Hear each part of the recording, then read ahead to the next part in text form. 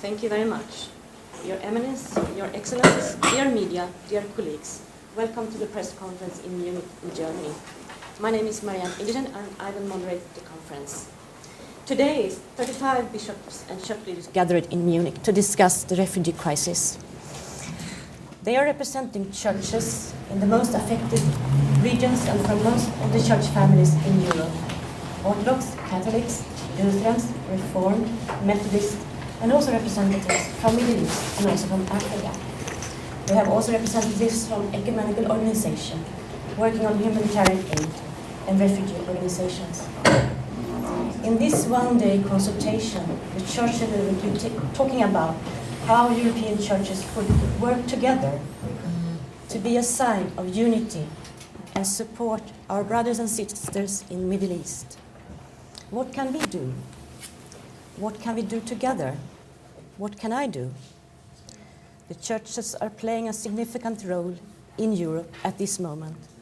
What is the task of the churches? May I introduce the panel? Reverend Dr. Olav Fykse Tveit, General Secretary of World Council of Churches. Dr. Heinrich Bedford-Strohm, Bishop of the Evangelical Lutheran Church in Bavaria and also Chair of IKD. On the other side, Archbishop Dr. Antje Jackelen, Church of Sweden. Metropolit Gabriel of Nea, Ionia and Philadelphia from Greece. And then we have one expert, that's Doris Peschke, General Secretary for the Church's Commission of Migrants in Europe. Very welcome. May I ask Reverend Dr.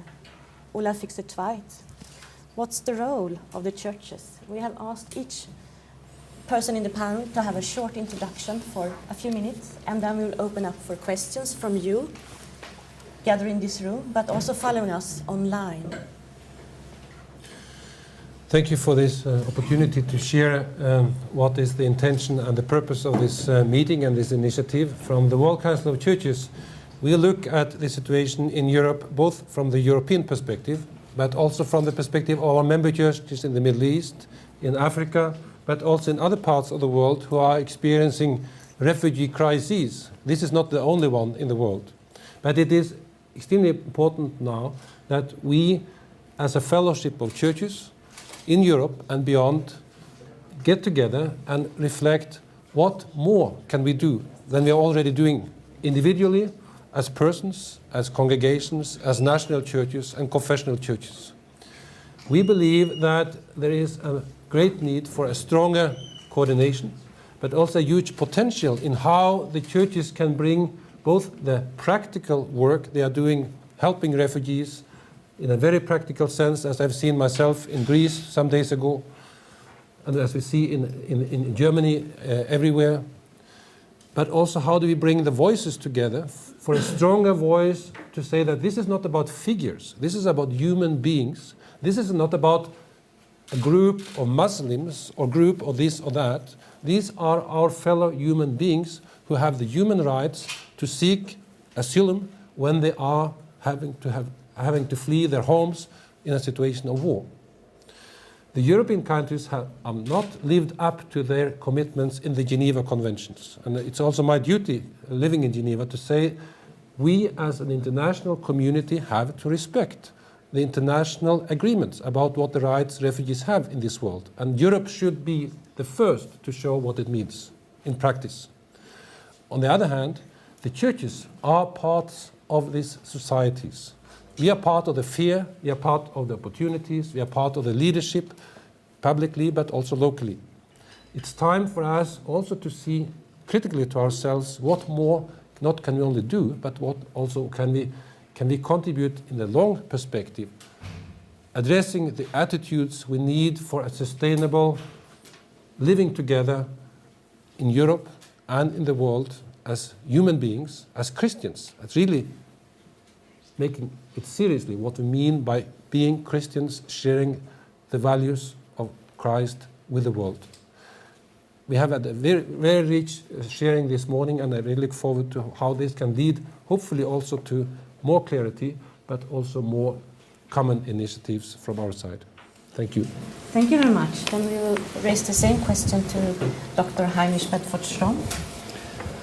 Well, I am very thankful for this meeting. It is a very exceptional opportunity to have such many church leaders from all over Europe and the Middle East together and to hear what they report from their contexts in a very direct way. This morning was a very important morning. We heard from 20 country contexts this morning, and we heard it directly from those people who live in these contexts. And it was very clear that we as churches are one in trying to help in the immediate circumstances in our own countries, to really show as churches where we come from, that we come from a God who has shown on earth by a human being, Jesus Christ, who has said, I have been a stranger and you have received me. That is our religious basis, our religious motivation as churches. And we also share that not only our individual help as churches must be clear, but we also have a public responsibility as churches. We need to remind our governments of their duty. We need to remind our governments that refugees cannot be pushed from one country to the other, but that refugees deserve to be treated with dignity, because every human being is a child of God, is created in the image of God. So we appeal to all governments of Europe and the Middle East to treat every human being with dignity, to deal with refugees in a way that really shows our roots. If we as a European continent, if we talk about our Christian roots, it must show in concrete politics. So I think we need a coordination of efforts within Europe to really make sure that refugees are treated with dignity. We urgently call the governments to work together to make sure that refugees who are fleeing situations of terror and violence, that they find a safe harbor, that Europe takes its share in the world to really receive refugees with dignity. I also want to say that we need to talk about interfaith dialogue. We need to get in dialogue with each other as religious communities. That was something that was voiced this morning several times. That is one of our tasks as religious communities, as churches, that we encounter the other, also the other with a different religion, so that we can become forces of peace and reconciliation in our own societies. Thank you very much. May I ask Archbishop Dr. Antje Jackelen, Church of Sweden? Thank you. What should the churches do? Well, what we always do. Analyze, describe, and act in words and deeds. And to do that distinctively as Christian churches, but also to do so in cooperation with many others, organizations and individuals, both in the public and the private sphere. And what do we see? We see challenges on several levels, because we see the challenge of immediate humanitarian response, which is, as you all know, problematic because we have governments that are both stressed and scared. We have authorities that are overextended. We have a fluidity in attitudes. We have what I sometimes call a humanitarian honeymoon sweeping over many countries, but it's just a honeymoon. What happens when these attitudes turn more into attitudes of xenophobia and Islamophobia, which are nourished by fear, basically, and by ignorance? So we have the risk of polarization, increasing polarization in many societies, to the brink of destabilization. But we also need to see that beyond these immediate needs, there is a necessity to face the long-term perspectives of this. Because what we see is also a crisis in international governance. We see it in the lack of addressing the root causes of the conflicts and try to eliminate them. We see it also in lack of coordination in providing aid. And we have also a situation where the world looks to Europe. If Europe succeeds, that will be good for the world.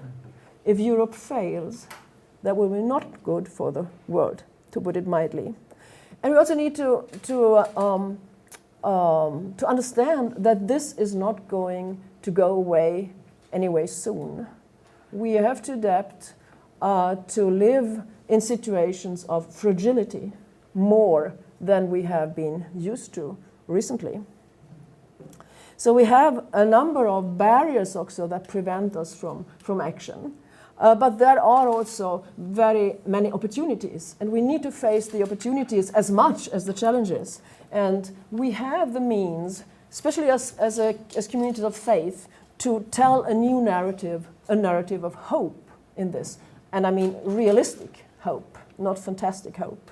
We have the means of mobilizing many volunteers and also to strengthen them so that they can do their work in a sustainable manner. We have here an opportunity to rediscover the full breadth of the concept of citizenship and not just be consumers. And what does it mean, human rights and all that? And behind all this, and also I would add that we have also here an opportunity to work broadly together with both public and organizations, but also maybe with the business community, with the corporate sector, in addressing and finding innovative solutions, because that's needed. What carries us is, as already said, the theological insight that to be hospitable to the stranger is something that is emphasized again and again in our Christian tradition, in the Bible. Also that all humankind is created in the image of God. That's the idea of human dignity and human rights that cannot be negotiated away. And of course there is central in Christianity baptism. Baptism, which means a bond throughout all nations, and at the same time the vocation to help people in need, no matter what their religion, their ethnicity, their sexual orientation, their gender, and so on. Thank you. Thank you. May I ask the same question to Metropolit Gabriel? Thank you very much. I'm coming from Orthodox Church of Greece. Greece, as all of you know, and it is in the heart of the problem right now due to this huge refugee crisis. I'm fully aware of what the EU institution is trying to do in order to deal with this kind of problematic situation. But here we came as churches, Christian churches, different Christian denominations from all over Europe, different Christian traditions, but with one common goal, one common base, which is the human person. And the human person for all of us is decent, we have to respect, and there is no question that the important attention that all of us will need to take under very serious consideration towards every human being, every human person, despite color or any other diversity that everyone can really show us today. In Greece, we are a country that we are welcoming the majority of this huge vague of migration right now. And as I said before, I think we have to make a very serious distinction. We're not talking about right now migrants, but for refugees, people that they are forced to leave their homelands due to war and due to many difficult situations. And the response of the churches right now needs to be a very serious response in order to prove to the world widely that solidarity in Europe still exists.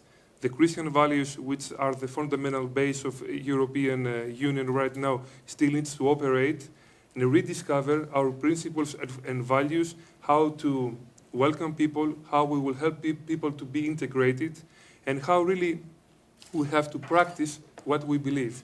Because the fact that I am a believer, I am an Orthodox Metropolitan and a bishop, and I have a diocese, and not doing what I believe, there is nothing of importance. So what I have to do is to practice love of Christ. and to see to the other, to the stranger, to my neighbor, that in his face I look Christ himself really incarnated. So what I have to do is to practice the love of Christ. That's why I have to be near to him, I have to hug him, I have to welcome him, and do the best that I can to make this person feel the secure environment that needs to find after this huge and tremendous agony that has to pass from his homeland towards Europe. If I say that in Greece and with the cooperation of other social organizations as well as the Greek state, we're trying to do the best we can to deal with the situation, I think you probably, much of you are aware of this. But despite that, in Greece we are facing a tremendous economical situation. We do the best we can to help the people, and we're not looking of the difficulties that we're facing, but we're looking of the needs that we have to cover. Thank you. Thank you very much. Then I will ask Doris Peschke, General Secretary of CSW, to introduce the document Safe Passage. Yes, thank you very much. What we see in these different situations, of course, is the consequence of the fact that we do not have safe and legal inroads for refugees coming to Europe. So the absence of any possibility to legally enter Europe or other countries leads to the fact that many refugees and migrants have to use smugglers and therefore, in legal terms, become criminals according to the law.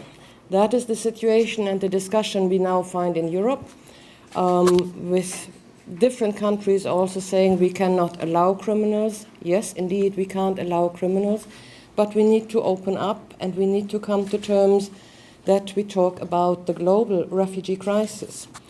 The churches, our commission together also with Catholic organizations and many others have provided recommendations already some time ago to use the instruments available also in EU law to make access possible. The EU has resolved in 2012 to have a refugee resettlement program, but it still has very low figures, and the proposals now in May by the European Commission to resettle 20,000 refugees from the region are too low compared to the needs which are identified by the UN High Commissioner for Refugees already in December last year. So therefore also with our colleagues globally in the United States and in Europe, we call for broadening resettlement as one of the legal means for refugees to reach safe countries in Europe, in the United States, but also other countries. Another possibility is, of course, to have humanitarian visa. Some of the churches practice that in difficult circumstances. We try to widen that, and we call on the political institutions to make this available. France has done a bit more in Europe than other countries so far. So there are instruments which we can use.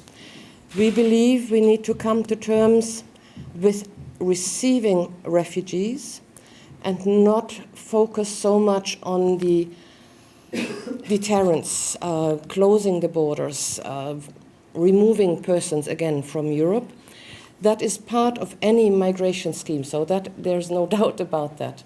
But the focus has to be on reception because we talk about the refugee crisis.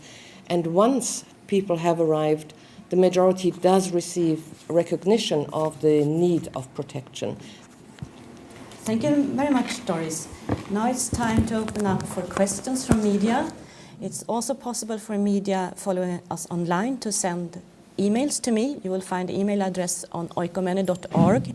And when we are asking questions in this room, please use the microphone, and Johannes will support you, because then it's possible also for the audience following us abroad to be part of the discussion.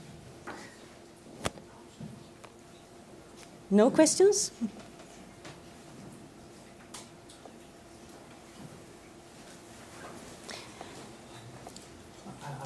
Okay. Later. You can also take it in German, and we will translate into English, if you prefer that. Otherwise, the General Secretary next to me is whispering that he has something he want to add before you're thinking about questions. Of course, we have discussed now what happens when we see an effect of what is the real crisis, namely the unsolved war situation in Syria and Iraq. That leads to now another type of challenge and even to some extent a crisis here in Europe. As churches, together with our churches in the Middle East but also all over the world, we have said several times that there is no way to address all these issues if there is not a serious political peace process for Syria. And we know that the international community has not been able to come to that yet. There are some signs also this weekend that there are new movements, new initiatives. Together with the UN, particularly also in close cooperation with the UN envoy to Syria, Staffan de Mistura, we try to pursue this agenda that there must be a narrative about a future of living together in Syria. A future between Christians and Muslims, between different Muslim groups, and with a legitimate government of Syria. But without support, without active involvement of the big actors, and we know who they are, this will not happen. So that's also a strong appeal from this meeting, and we have discussed it in different ways. Please, this is a time to end this disaster. It cannot be what we leave for history in our time, an unsolved conflict like this. Thank you. We have one question on the right side. These are a lot of strong statements, but what will you do really in the next weeks? Working better together as churches. I think there's a lot to do for you. Which one do you want to address? The whole panel? Let's begin with Bishop Bedford-Strohm. Well, we will certainly increase our efforts to give direct help. And I can give you many examples for this. My own Bavarian Lutheran Church has just decided to give €500,000 to the camps, to the refugee camps in the Middle East region. That's a crucial thing, and I hope many other churches participate in this, that we give direct help in places where people live before they come to the European countries. Nobody should be surprised that many people begin to walk to Europe if they don't even have enough food in their refugee camps in the Middle East region. So I think that's the most immediate thing. There's something on its way in politics, but we as churches feel responsible too. With the 8 organizations of the church, we are already acting, and just this one example from my own church is an example for many others. And the other thing is that we will talk to our governments. We are church leaders from very many European and Middle Eastern countries. And one of our tasks is to talk to those in political responsibility. There are different ways to do this. For example, you can talk to a politician, maybe even on the top level, without telling anybody publicly. Sometimes that is the best way to change something. But then there's also a place for public statements and for saying very clearly publicly what we as churches, and in our case in Germany, the Protestant Church, me as the representative of the Protestant Church in Germany, I represent 23 million citizens of Germany. So I think those in power, they are interested in hearing what we as churches come up with, especially because we are a global network, as we can see at this conference, with sensitive messages from very different countries of the world, whom we would like to transport in a certain way back to our own governments. And we will all do that in our own countries. And my hope is that that will make a difference in European politics. Thank you. Could I ask Metropolit Gabriel and then Archbishop Antje Jackelen? As I said before, I think this challenge that we have to be practical give us the opportunity to answer to this question. We practicing day by day what we believe. So, if for example, I'll give you a very small example. In the island of Lesbos, daily, probably 5,000 to 6,000 people are entering to Greece. So these people have nothing to eat. Who is there to welcome them? Only the Church of Greece, with also some other institutions that were working together just to provide them the necessary means. So as you see, we have to divide the issues at something which is urgently, which is a humanitarian need, and some other thing which is the political action. We're not politicians, but we have to urge to the politicians to receive the right decisions. Otherwise, no one can tell us what will be the future of our continent. Thank you, Archbishop Antje Jackelen. Thank you. I'm sorry about the cold. Could I have some water, please? Like we need an opener here. Sorry about that. As the churches in Germany, we also are present along the whole way. I mean, we, through our own work and the work together with our partners, we are in the areas of crisis, but also in the countries along the way the refugees come to us. So that's part of our international work. When it comes to our national work, we have pending a decision of the Synod this month. We will allocate an extra 10 million euros for the work that is done in our parishes throughout the country in supporting people who come. And we also put in place, together with the Red Cross, a training program of psychosocial support for those who are helpers, just to create sustainable ways for help. We also do have a lot of government contacts going on all the way.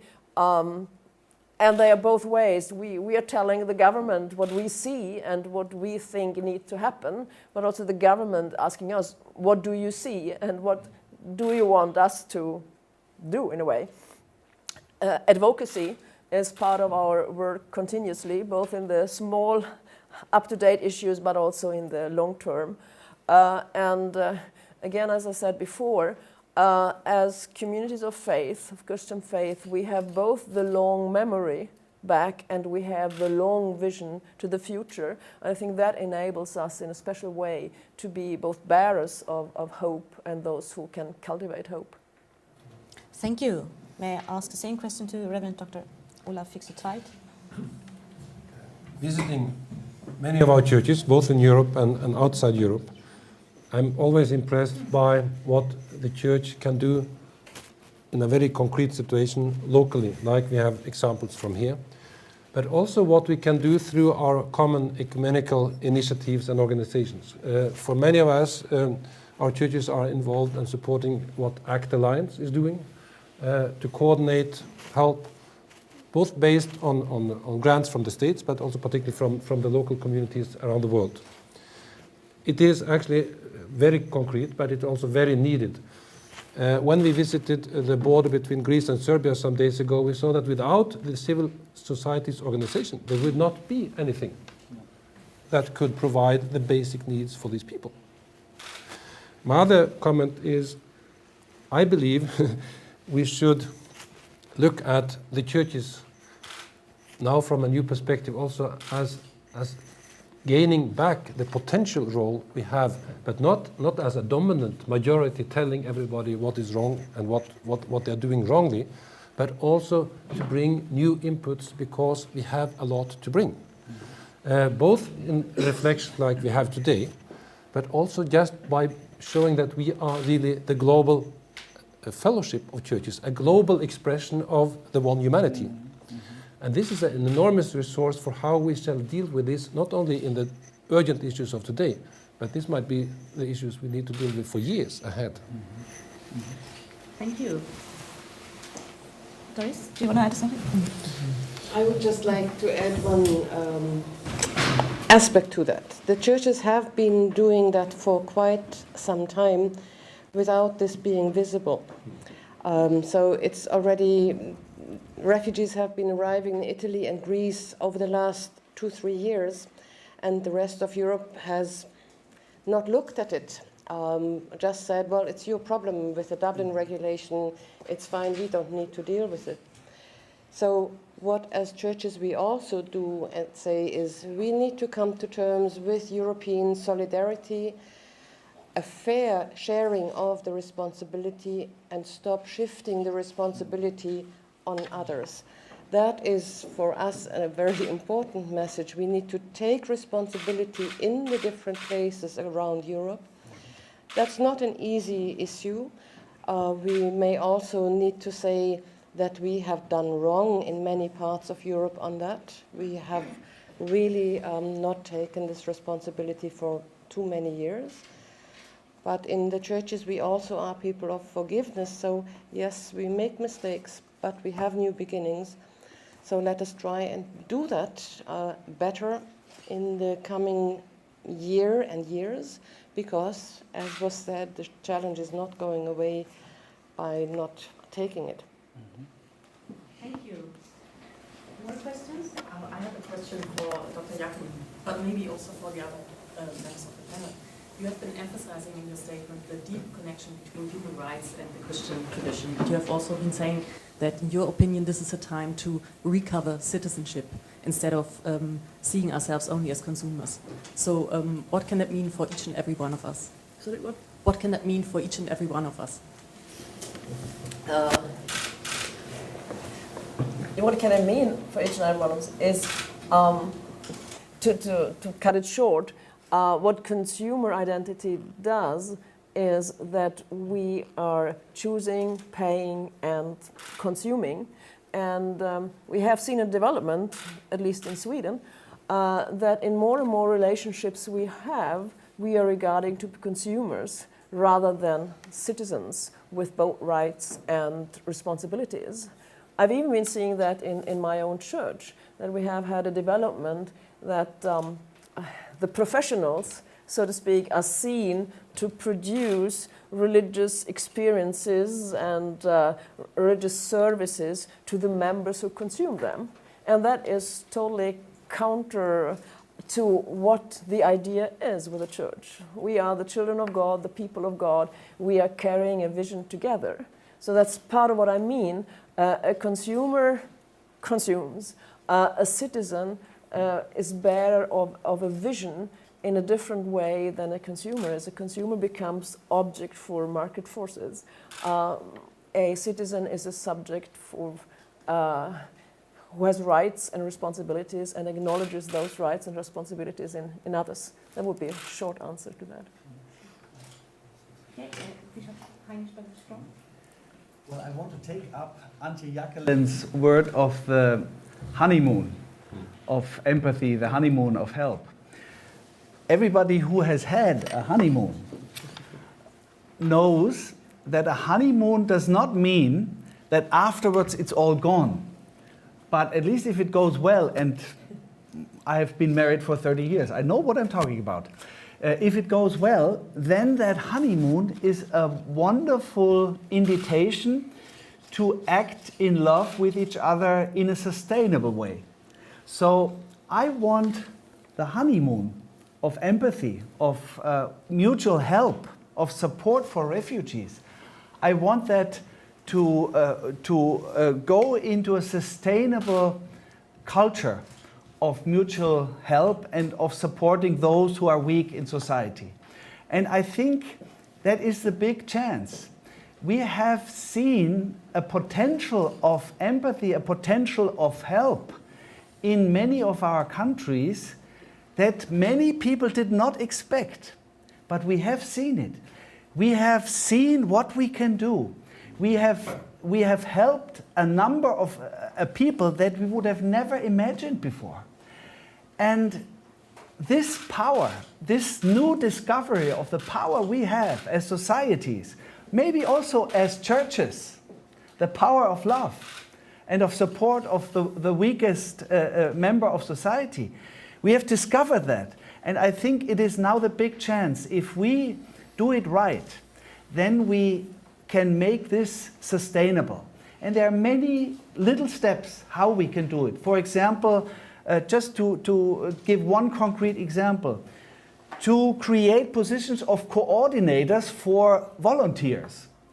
We will do that with church money, but we have also asked governments to create positions of people who are paid for supporting volunteers to do the right thing, and also to do it in a way so they're not completely tired afterwards, but they can do it in a sustainable way. That is just one example out of many other examples how we can make sure that this honeymoon becomes into a sustainable culture in society. Thank you.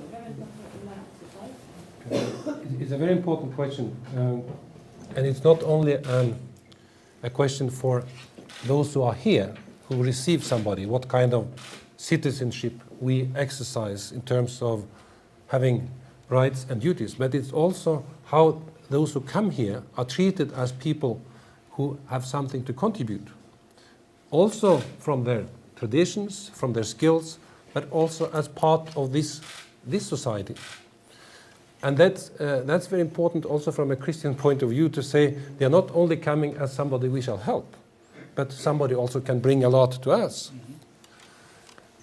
On the other hand, I think it's important to see that citizenship also means that we are called to show civil courage, to take new initiatives beyond what we have done before. And I think it's also important in this situation, and here in Germany, to say that the first citizen you have in your country, the Chancellor, showed a civil courage to take another type of initiative to address a historical situation that would come anyway, probably, but to do it in due time and open the borders of Germany to avoid a catastrophe that could go beyond any imagination, actually. And it's important to see that those who are in this position are able to do it, and we should give them their support. Thank you. Archbishop Antje Jackelen. Just to stress once more the importance of us creating enabling and empowering environments for those who come to our countries. And again, there the churches have a specific role. For church environments are one of the few environments where even people from the first day can be participating subjects rather than objects that need resources. And if we can model that more for society, I think we can also change the narrative from only seeing burdens. There are burdens, no doubt there are burdens, but changing the narrative from seeing only burdens to also seeing the gifts and the talents that come to us. Thank you. I think we have another question. We are both citizens and Christians. How transnational do your churches really think? Which one? Well, Bishop Heinrich? Well, I'm just trying to give you an insight into this morning's discussion. We're not revealing individual statements or anything. But what I can say is that there was a great unity in that we are not nationally oriented as churches. That we as a church share this common vision of a community that transcends national borders. And several times it was said critically that there is a tendency of renationalization in Europe. And I think we all agree that we want to counter this renationalization, and that we want to go together as churches towards a Europe that is unified in its solidarity for refugees.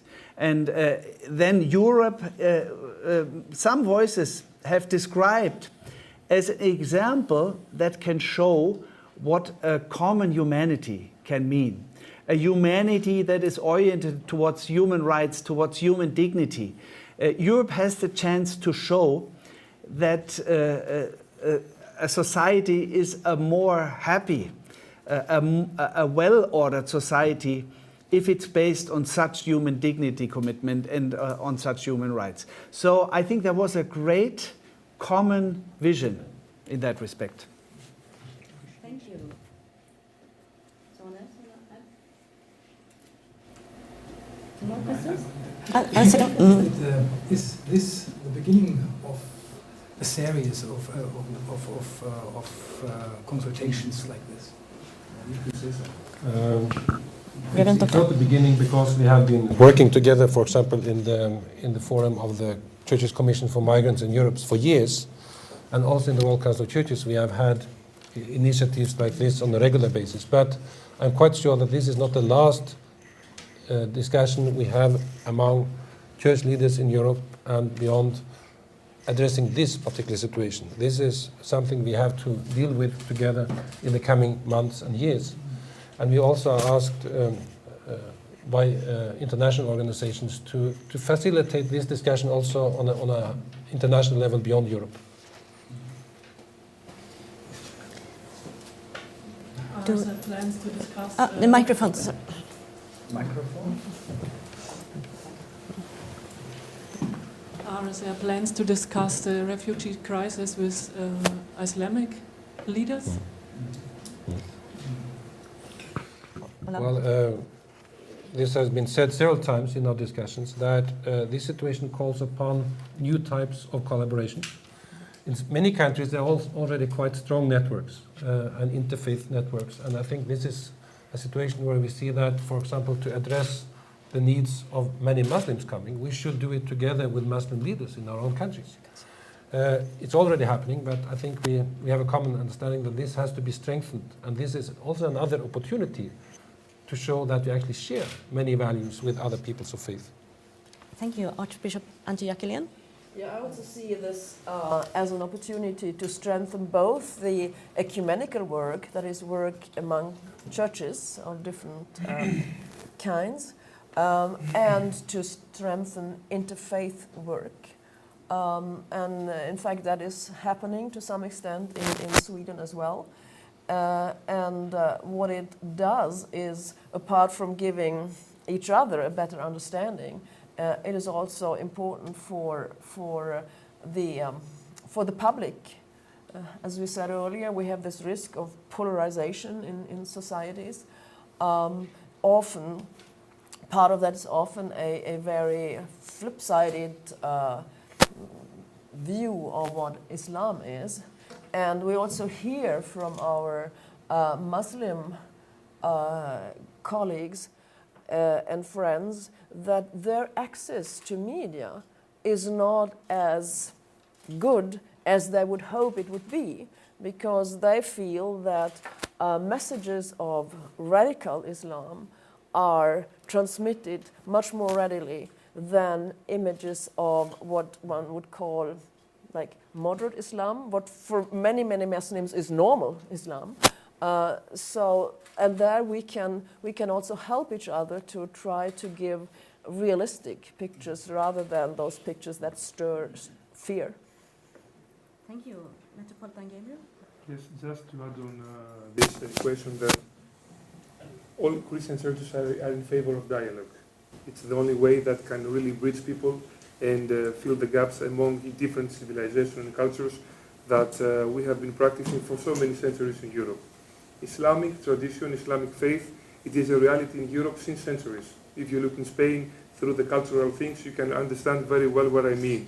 The issue is that we are not the proper person to speak about Islam. We are Christians, Christian leaders. But what we can say is that we are in favor of any access of dialogue. We want to bridge people, and definitely we can share values that they are common for every religion, because nevertheless we have to underline that we can never use a religion for every kind of action of war. Religion, and if you talk about religion, can never be a vehicle of war. So this is something that through the World Council of Churches and other church organizations in Europe and worldwide, it is very important to bridge the different monotheistic religions together in order to find the necessary solutions that we have to adapt to move on, to move forward. Thank you. Then I have received a question from Sara Numiko, a journalist for Sir Europe, and she's raising a question, I would say, to Olav Fykse Tveit. Why is the Catholic Church not present neither in the official program or in the press conference? Well, they are represented. They have several representatives in the meeting. we also see that is a reality nationally here, that there is a good cooperation, but also on the European level and worldwide. But we are here as representing the hosts and the member churches of the WCC. I would like to add something, because normally Cardinal Marx would sit here as well. Cardinal Marx is the chairman of the German Catholic Bishops' Conference and of the European Bishops' Conference, and that is exactly why he is not here, because he would have loved to come, but he is leading the meeting of the European Bishops' Conference. So I think that is a good reason not to participate here. He would have been here, and I'm very happy that in all our public statements on this question, we're completely in unity, and I'm very thankful for that. So whoever asked the question, I want to give the message that we are in complete ecumenical unity around this issue. Thank you very much. Do you have a final question from the audience in the room? Or could we finalize the official part of the press conference? I'm very grateful to the panel that you have been able to be with us for almost 50 minutes, and now it's open for interviews. So feel free to talk to me or Johannes or Michael. Thank you very much.